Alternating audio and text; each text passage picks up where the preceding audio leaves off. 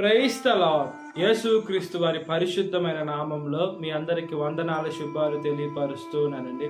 యెషయా గ్రంథం 25 అధ్యాయం 8వ వచనం. ప్రభు అయిన యెహోవా ప్రతి వాని ముఖము మీద బాష్ప బిందువును తుడిచివేయును అని దేవుడి వాక్యం సెలవిస్తున్నది.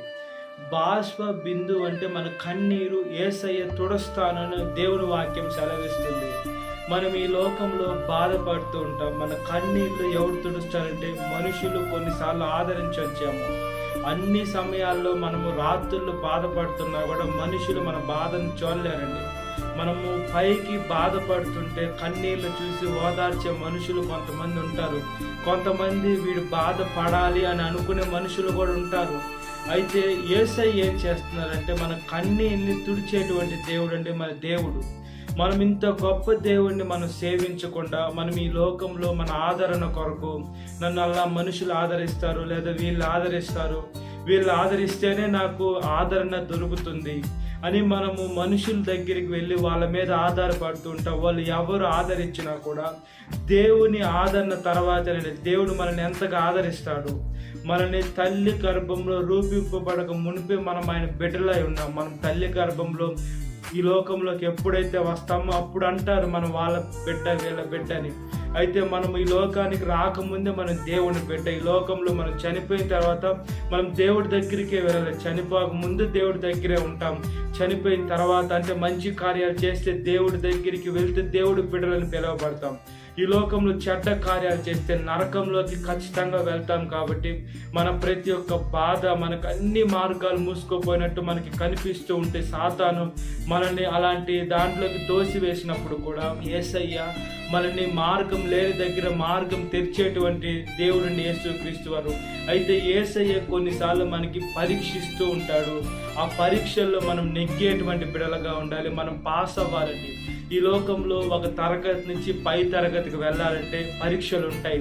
అదేవిధంగా మన ఆత్మీయ జీవితంలో కూడా మనం ఆత్మీయ జీవితంలో ఎదుగుతుండాలంటే పరీక్షలు అనేది ఖచ్చితంగా ఉంటాయి. అప్పుడే మనం ఈ లోకాన్ని మనం జయించగలిగే అథారిటీ మనకు వస్తుంది. అప్పుడు మనం పరలోకంలో మన తండ్రితో మనం యుగాలు గడిపేదానికి కూడా మనకు ఒక అవకాశం ఉంటుంది. కాబట్టి ఈ లోకంలో మనము దేవుని సేవకులు అని చెప్పుకునే ప్రతి ఒక్క బిడ్డల మీద నిందలు పడతాయి. ప్రతి ఒక్క బిడ్డలు అవమానించబడతారు. ప్రతి ఒక్క బిడ్డ దూషించబడతారు. ప్రతి ఒక్క బిడ్డకి ఎదురు దెబ్బలు తగులుతుంటాయి. వాళ్ళు ఎన్నోసార్లు శోధనలు, వాళ్ళు మంచి కార్యాలు చేసినా కూడా అది చెడు కానీ కీడు కానీ వాళ్ళ మీదకు వస్తుంది. అయినా కూడా ఎప్పుడైతే క్రైస్తవ సేవకులు నిలిచి ఉంటారో మీరు వాళ్ళ బాష్ప బిందువుని తుడిచేటువంటి దేవుడు అండి. యేసుక్రీస్తు వారు మన బాష్ప బిందువుని తుడుస్తారు. కాబట్టి మనము దేవుడి దగ్గరికి వెళ్ళి మనం ఆదరణ అంటే ప్రార్థన చేయాలి. మన బాధ కలిగినప్పుడు మనం దేవుడితో మాట్లాడేటువంటి బిడలుగా ఉండాలి. అదేవిధంగా దేవుడు మనతో ఎలా మాట్లాడుతుంటే వాక్యం రూపంలో దేవుడు కొన్ని మాటలతో మనల్ని బలపరుస్తాడు. భయపడొద్దని చెప్తాడు. నేను నీతో ఉన్నానని చెప్తాడు. అదేవిధంగా నీ కుడి హస్తం పట్టుకొని నీ ముందర నడుస్తున్నానని చెప్తాడు. అంత గొప్ప దేవుడు, అంత ప్రేమ స్వరూపి, అంత నిజమైన దేవుడు, అంత నమ్మకమైన దేవుడు, మన ప్రతి ఒక్క బాధని పంచుకునే దేవుడు మనం ముందు పెట్టుకొని ఈ లోకంలో మనం దేనికోసం ప్రయాసపడుతున్నామండి. ఇవన్నీ మనం వదిలేసి మన దేవుని వాక్యానుసారంగా బ్రతుకున్నట్లుగా ప్రార్థన.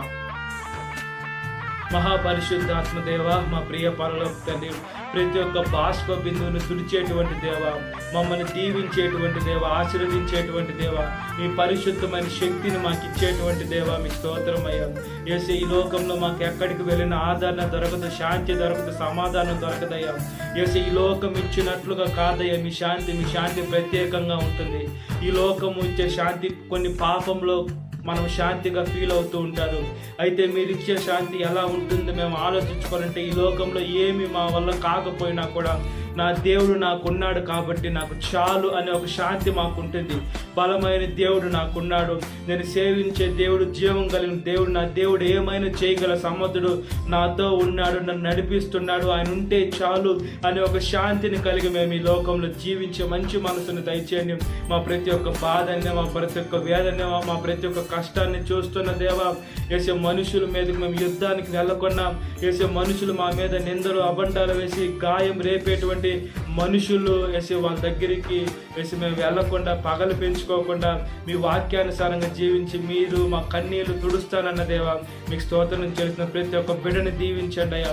ప్రతి ఒక్క బిడ్డను ఆశీర్వదించండి. యవనస్తులు కూడా ఈ లోకంలో తమ పాపంలో పడిపోయిన తర్వాత చివరిలో మారకుండా యవన వయసులో ఉన్నప్పుడు మీ కాడి మోసే మంచి మనసును దయచేయమని సాతాను శోధన ప్రతి ఒక్క బిడ్డను విడుదల దయచేయండి.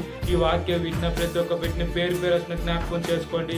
ఈ దినకాలపు దీవెనతో నింపమని నజరేయుడైన యేసుక్రీస్తు వారి పరిశుద్ధమైన నామములో మిక్కిలి వినమ్రతతో నా పరలోక తండ్రి. Amen. Praise the Lord. God bless you. Have a great day.